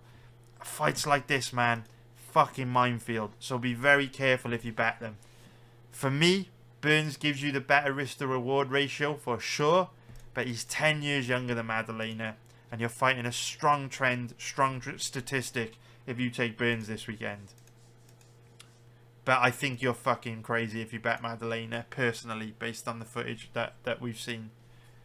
Let me know what you think on Discord. Let me know what you think on the comments below. This fight is a mad one. In terms of the over-under on this fight, it's very difficult for me because Maddalena is one of these guys that is constantly on the attack. Whenever you've got a guy like Maddalena that's constantly forcing his opponent to engage, constantly trying to take them out of there, finishes are always quite likely. Because on the feet, Maddalena is aggressively pursuing a finish by knockout. And because he's so aggressive, he's also at risk of eating a big counter and getting knocked out himself. And on the flip side, Maddalena is so bad on the ground, I wouldn't rule out Burns putting him in a bad position and submitting him. Hafez actually got to a couple deep chokes in that fight. And we know Burns is level on the ground far higher than Hafez. So I wouldn't touch the over-under on this one because both guys are very tough. So I could see the fight going deep. But I could also see a finish in this one with how dangerous both guys are and how reckless Maddalena is. In terms of the prop bets, this is a tough fight for props because there's so many ways that it could go.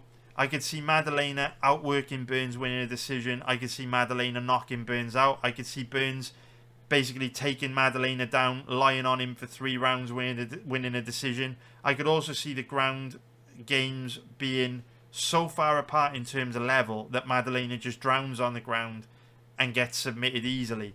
So because there's so many ways that I could see this fight going, I can't pick out a strong position on the props, and I would give them a pass. Hope you found this breakdown useful. I've spoken for way too long about this fight, but it's a complex matchup. I love fights like this, and we crush live betting fights like this. So even though we might not be able to make money pre-fight betting, I'm optimistic we'll be able to do the business live. I can't wait for this one. I'm itching to watch this fight. It's such a good stylistic matchup. So, I hope you found that useful. Now let's break down the next fight on this card, which is one of the best fights on the whole of UFC 299. It's Peter Yan versus Yadong Song. And Peter Yan needs to win badly this weekend because his record on paper is not looking too great. 1-4 in his last 5. Yan badly needs a win here to stay in the title picture. And to be fair, this is a good stylistic matchup for him. If we start off by taking a look at the odds, we can see that Yan is the slight favourite at average odds of around 1.80, which is going to be minus 125 for an implied probability of 56%. If we take a look at the odds on Song, he's around an average of 2.05, which is going to be plus 105 for an implied probability of 49%. So Yan is 31 years old, 5'7", with a 67-inch reach. And Song, 26 years old, 5'8", with a 67-inch reach. So both guys roughly the same age, roughly the same size. Nothing too major going on there. The only thing I would say in regards to the age is that Song, only being 26 years old, he is making big improvements from fight to fight. Every time we see Song, he looks better. Whereas at 31 years old, you wouldn't expect to see any like massive improvement in Peter Yan at this stage in his career, but he is in his prime. And he's obviously a very high-level fighter. So, obviously, both these guys are primarily strikers. And so, it's not that likely we will see any grappling in this fight. However, it is quite interesting that if you go back and watch Peter Yan's performance against Sean O'Malley, he did actually use a grappling-heavy game plan. Yan tried to take O'Malley down with some persistent grappling, quite a lot actually, in the O'Malley fight. And so I wouldn't be surprised to see Yan use a lot of grappling in this fight against Song as well. I guess from Yan's perspective, he's probably looking at a matchup like this and thinking, Yadong Song is a skilled striker.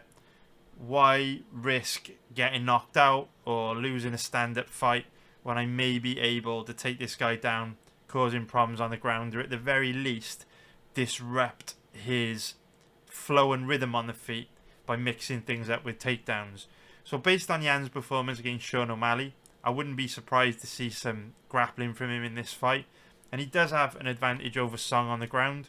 Song is very difficult to take down. He is very difficult to hold down. That wasn't always the case, but in recent fights he's shown big improvements in this area.